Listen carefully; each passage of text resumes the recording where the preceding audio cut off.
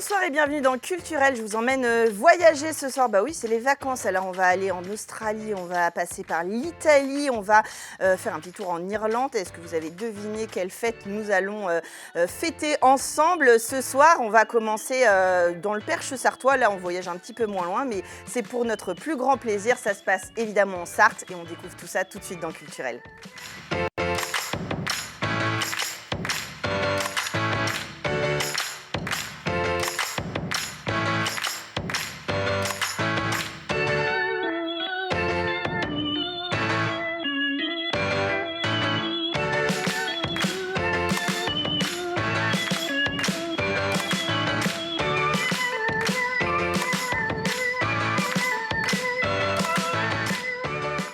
Et pour parler de Tout feu tout flamme, ça se passe dans le Perche sartois. J'ai le plaisir de recevoir Onza Timmerman. Bonsoir. Bonsoir. Vous êtes la coordinatrice de l'Office de tourisme des vallées de la Braie et de l'Anille.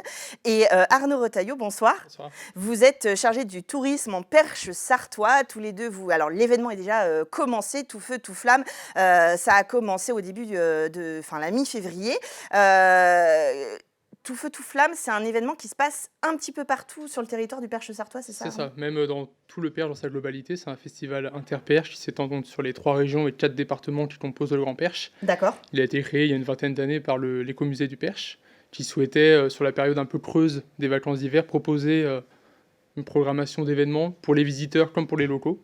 Ouais, c'est ce que j'allais vous dire, parce qu'en fait, on s'en rend bien compte dans le culturel, les festivals d'hiver, c'est quand même relativement rare, parce que bon, voilà, il n'y a pas de scène extérieure, effectivement, et puis on n'est pas dans le mood, j'ai envie de dire. C'est ça. Là, c'est vrai, tout feu, tout flamme, tout de suite, on a l'image du feu de cheminée, il y a des visites à la bougie, enfin, on est dans cet univers hivernal et on l'assume à fond, quoi. C'est ça, il jouait sur le côté convivial de cette période hivernale, où on est au coin du feu, en famille, et c'est tout l'esprit de ce festival. Oui, pourquoi se passer de culture pendant cette période? Bien au contraire, on a envie aussi de se retrouver, etc. Ça va être le cas avec l'exposition qui a donc lieu jusqu'au 26 février à Saint-Calais sur Talent d'Art. C'est une exposition qui s'inscrit dans le festival depuis plusieurs années maintenant. Exactement, c'est la 13e édition pour cette année. Et du coup, ça se passe du 24 au 26 février au Centre culturel à Saint-Calais. Alors, qu'est-ce qu'on découvre? J'imagine des talents, comme son nom l'indique. Exactement. Donc, au fait, on va découvrir 9 artistes de différents talents, de différents types de la peinture, sculpture et tout ça, exactement. Et donc, du coup, ces artistes-là, ils viennent tous aussi de la Sarthe et aussi du Loir-et-Cher. Voilà. Donc, ça se passe. C'est des locaux, enfin, c'est pour mettre en avant les gens du territoire. Eh ben, l'objectif de Talent d'Art, c'est vraiment ça, en fait. C'est un événement incontournable pendant la période de l'hiver. Et aussi, c'est un moment où les artistes se réunissent pour partager, pour aussi mettre en avant l'art en milieu rural. Oui, tout à fait. Ça nous permet, à Saint-Calais, de ne pas forcément se déplacer sur le territoire. Puis ça permet aux artistes de se retrouver, pourquoi pas de travailler ensemble, de créer des synergies. C'est plus compliqué l'hiver aussi de se retrouver entre artistes, de créer un peu d'émulation.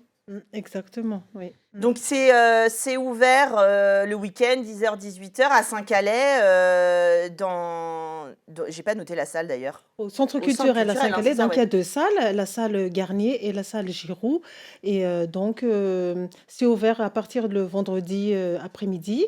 Et puis, le week-end, c'est toute la journée, non-stop. Alors, il y a, comme on le disait, ça a déjà commencé, les fameuses visites à la bougie, etc. Mais il y a plein d'événements qui ont lieu sur le Perche sartois. Je suis un peu chauvine, donc je parle de notre territoire. Donc oui, on a l'Office de tourisme de la Ferté-Bernard qui propose des montées au clocher à la bougie, à l'église Notre-Dame des Marais. Donc ça se passe les mercredis et les vendredis. Ouais, alors ça c'est moi depuis l'incident de Notre-Dame, je trouve ça très très tendu, la visite à la bougie dans les églises. C'est des bougies électriques. On s'est adapté au concept. Bien sûr, non, évidemment, on se brûle pas. Voilà, vous pouvez y aller en famille, tout ça, il n'y a pas de problème. On est sur la découverte du patrimoine et pas sa mise en danger, évidemment. Exactement. Ça amène une lumière et ça permet aussi d'élargir un petit peu les horaires de visite parce que c'est vrai que les jours rallongent, mais pas encore totalement. Donc, ça permet de faire des débuts de soirée comme ça, des visites un peu Puis les montées au clocher, c'est assez exceptionnel. C'est pas ouvert au grand public. Donc, on l'ouvre en saison, nous, à travers la programmation culturelle. Et Tout feu tout flamme, c'est l'occasion de le voir de nuit également. Ouais, ça doit faire. Après, il y a des gens qui font des photos et qui viennent exposer à Talendard, non? Parce Peut-être, que Oui, Bah, non, l'idée, non, c'est mais de c'est vrai, mutualiser, hein, exactement.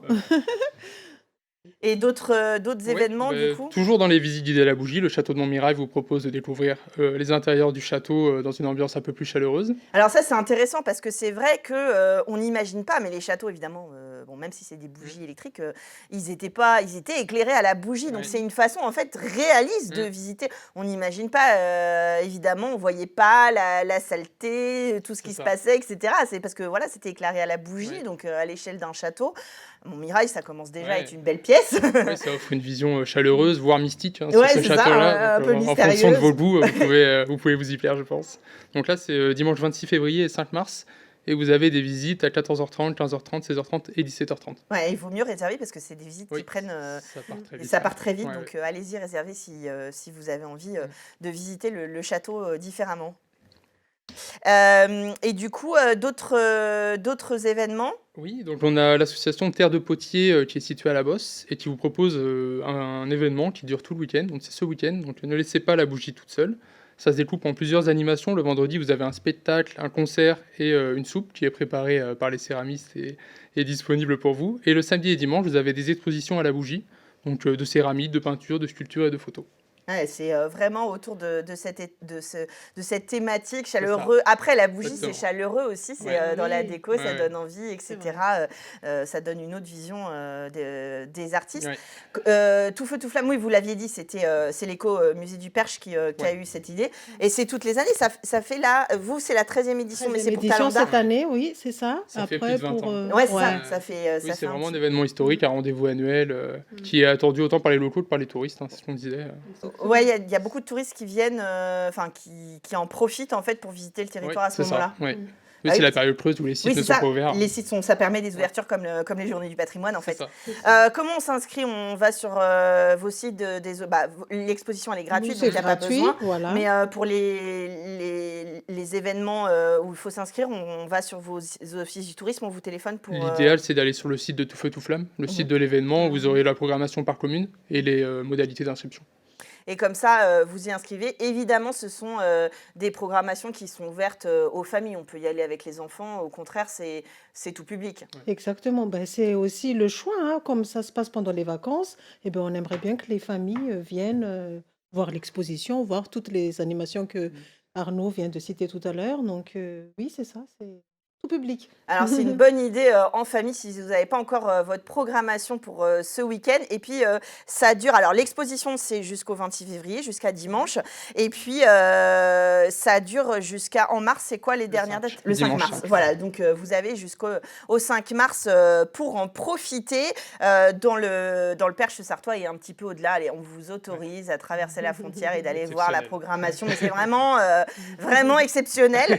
De Tout Feu, Tout Flamme 2023. Enfin, on ouvre voilà, une session, une édition complète après des années un peu plus compliquées. Ça permet de se retrouver aussi. Et puis c'est une bonne façon de découvrir des lieux qui sont près de chez nous, en fait, où on ne C'est va ça. pas comme ça très facilement. Et ben, merci à vous d'être venu nous parler de cette programmation. Talendard, l'exposition au Centre culturel de Saint-Calais jusqu'à dimanche. Et puis toute la programmation de Tout Feu, Tout Flamme sur le Perche sartois. Vous allez sur le site internet et vous découvrez toute la programmation à côté de chez vous. Merci à vous Merci à vous. d'être venu. Et puis nous, on va parler un peu bolide tout de suite dans Culturel.